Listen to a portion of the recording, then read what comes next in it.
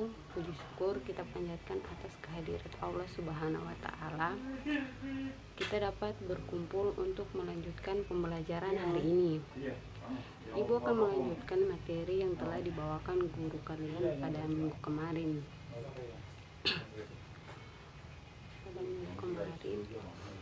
Karena ibu ada tugas dari kampus untuk mengajar kalian di sini. Baiklah, sebelum kita melanjutkan materi kemarin, ibu akan memperkenalkan dulu nama ibu siapa, ibu asal ibu dari mana, tempat tinggal ibu sekarang di mana. Ibu akan membawakan mata pelajaran apa. Baiklah, perkenalkan, nama ibu Wahyu Lestari. Ibu berasal dari Aceh Barat, Cilenyi. Di sini ibu tinggal di Tondo. Dan mata pelajaran yang ibu bawakan adalah mata pelajaran biologi. Baiklah, sebelum kita lanjut, ibu akan memeriksa absen kalian dulu. Untuk hari ini semuanya hadir ya. Baiklah, di sini media pembelajaran yang akan ibu gunakan yaitu laptop dan buku cetak. Karena di sini tidak ada papan tulis dan infokus.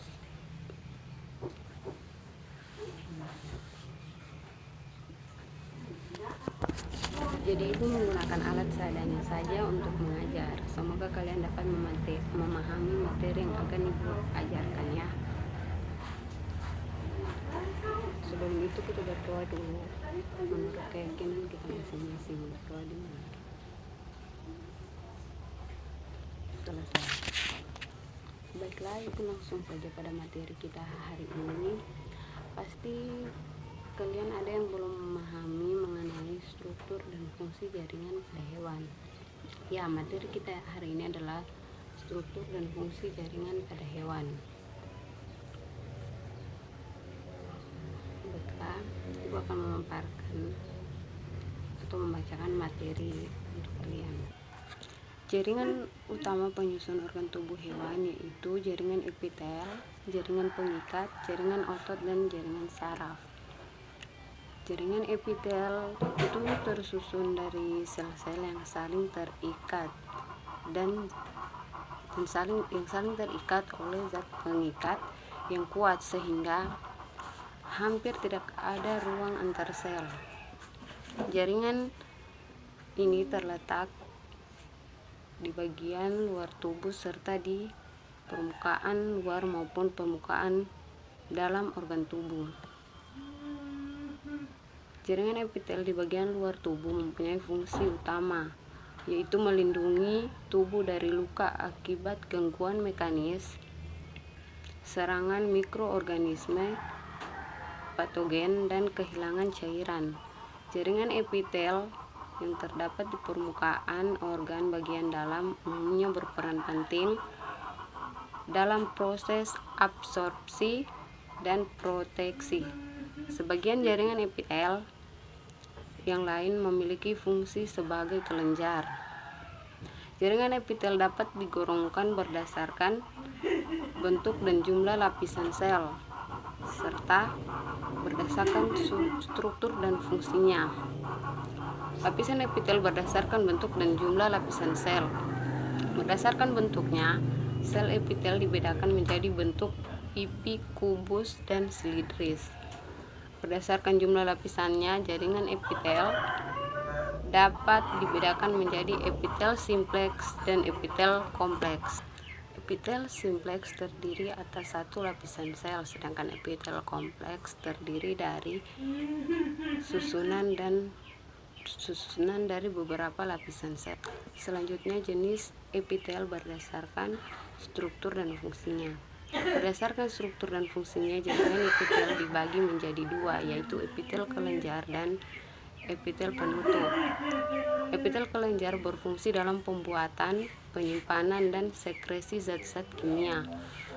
Ada dua macam kelenjar, yaitu kelenjar endokrin dan kelenjar endokrin. Epitel penutup berfungsi melapisi permukaan tubuh dan jaringan.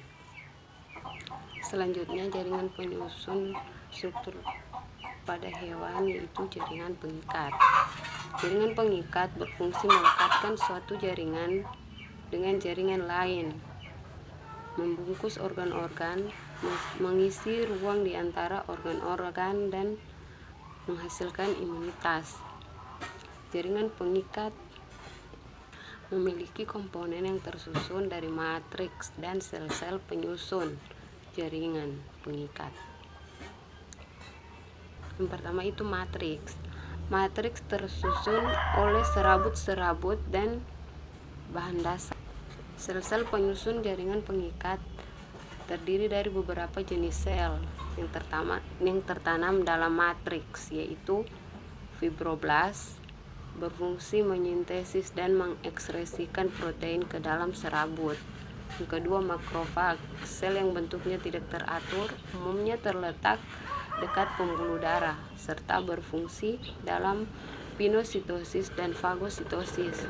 Selanjutnya, sel tiang atau sel mast yang menghasilkan heparin untuk mencegah pembekuan darah dan histamin untuk meningkatkan permeabilitas darah. Selanjutnya, sel lemak berfungsi menyimpan lemak. Jaringan pengikat yang mengandung banyak sel lemak disebut adiposa. Sel darah putih berfungsi melawan patogen penyebab penyakit. Selanjutnya, macam-macam jaringan pengikat berdasarkan struktur dan fungsinya. Jaringan pengikat dikelompokkan menjadi jaringan pengikat biasa dan jaringan pengikat dengan sifat khusus. Jaringan pengikat biasa. Jaringan pengikat biasa dibedakan menjadi dua, yaitu jaringan pengikat longgar dan jaringan pengikat padat. Jaringan pengikat longgar mempunyai susunan serabut-serabut yang longgar. Matriksnya berupa cairan lendir atau mukus. Pada matriks terdapat berkas serabut kolagen yang fleksibel tetapi tidak elastis. Sedangkan jaringan pengikat padat mempunyai struktur serabut-serabut terutama kolagen yang padat. Jaringan pengikat padat dibedakan menjadi jaringan pengikat padat teratur dan jaringan pengikat padat tidak teratur. Selanjutnya, jaringan pengikat dengan sifat khusus. Jaringan pengikat dengan sifat khusus mempunyai fungsi khusus. Misalnya, menunjang jaringan lemak dan membentuk sel-sel darah.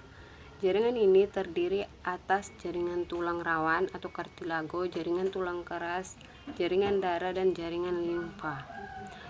Jaringan tulang rawan ini merupakan spesialisasi dari jaringan pengikat berambut tebal. Tulang rawan berfungsi sebagai rangka tubuh. Pada awal embrio menunjang jaringan lunak dan organ dalam. Jaringan tulang keras. Jaringan ini merupakan jaringan pengikat yang mengandung mineral. Sel tulang disebut osteosit yang dibentuk dari osteoblast. Jaringan darah. Jaringan darah terdiri atas dua bagian, yaitu bahan interseluler dan sel darah. Bahan interseluler adalah cairan yang disebut plasma dan di dalamnya terdapat unsur-unsur padat, yaitu sel darah. Sel darah terdiri atas sel darah merah eritrosit, sel darah putih leukosit, dan keping darah trombosit. Sel darah merah berfungsi sebagai pengangkut oksigen dan karbon dioksida di dalam darah. Sel darah putih berfungsi sebagai pelindung terhadap benda asing yang akan masuk ke dalam tubuh kita. Selanjutnya adalah jaringan saraf. Jaringan saraf terdiri atas sel-sel saraf yang disebut neuron. Neuron berfungsi merespon perubahan lingkungan, membawa impuls saraf ke pusat saraf atau sebaliknya, dan bereaksi reaktif terhadap rangsangan. Neuron terdiri atas badan sel saraf yang mengandung inti sel dan neuroplasma. Yang kedua itu neurit atau akson, berfungsi membawa impuls meninggalkan badan sel saraf. Selanjutnya dendrit berfungsi membawa impuls ke badan sel saraf. Akson dikelilingi oleh sel Schwann. Akson diselubungi oleh selaput neurilema. Sebelah dalam neurilema terdapat selubung mielin. Bagian akson yang tidak tertutup oleh selubung mielin dinamakan nodus Ranvier. Titik pertemuan antara ujung akson yang satu dengan yang lain disebut sinapsis. Sinapsis berfungsi meneruskan rangsang ke sel saraf yang lain dengan cara mengeluarkan neurotransmitter. Berdasarkan fungsinya, neuron dibedakan menjadi 3, yaitu neuron aferen, interneuron, dan neuron eferen. Neuron eferen atau neuron sensorik berfungsi menyampaikan rangsang dari reseptor ke sistem saraf pusat. Neuron asosiasi atau interneuron berfungsi menyampaikan impuls dari neuron sensorik dan interneuron yang lain ke neuron motorik. Sedangkan neuron eferen atau neuron motorik berfungsi menyampaikan impuls dari sistem saraf pusat ke efektor. Kumpulan beberapa jaringan yang saling bekerja sama untuk melaksanakan fungsi tertentu di dalam tubuh disebut organ. Berdasarkan letaknya, organ pada tubuh dibedakan menjadi 2 macam, yaitu organ dalam, contohnya seperti usus, dan organ luar, contohnya seperti kulit. Kumpulan berbagai organ yang bekerja sama melakukan suatu fungsi disebut sistem organ. Beberapa sistem organ dalam tubuh hewan mamalia antara lain sistem pencernaan atau digesti, sistem pernapasan atau respirasi, sistem pengeluaran atau ekskresi, sistem peredaran darah atau biasa disebut sirkulasi, sistem rangka, sistem otot, sistem kelenjar buntu atau indoktrin, sistem saraf, sistem perkembangbiakan atau reproduksi, dan sistem integumen. Selanjutnya adalah jaringan otot. Jaringan otot tersusun dari sel-sel otot. Jaringan ini berfungsi melakukan pergerakan. Kemampuan otot untuk berkontraksi disebabkan dengan adanya kontraktil yang tersusun dari filamen aktin dan miosin. Jaringan otot terbagi menjadi 3, yaitu otot polos, otot lurik atau otot rangka, dan otot jantung. Ciri-ciri otot polos: bentuk selnya itu seperti gelendong, bagian tengah besar dan ujung-ujungnya meruncing. Inti sel aktivitas: kontraksi, letak, diskus interkalaris. Inti selnya itu 1 dan berada di tengah.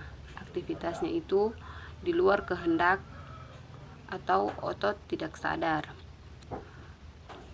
Kontraksinya itu lambat dan lama, dan tetapi tidak mudah lelah. Letaknya terletak di alat-alat tubuh bagian dalam. Contohnya seperti saluran pencernaan, saluran pernapasan, kandung kemih, dan pembuluh limfa. Diskur interkalarisnya itu tidak ada. Selanjutnya adalah otot lurik. Bentuk selnya itu silindris atau serabut panjang. Inti selnya berjumlah banyak dan berada di tepi. Aktivitasnya itu di bawah kehendak atau otot sadar.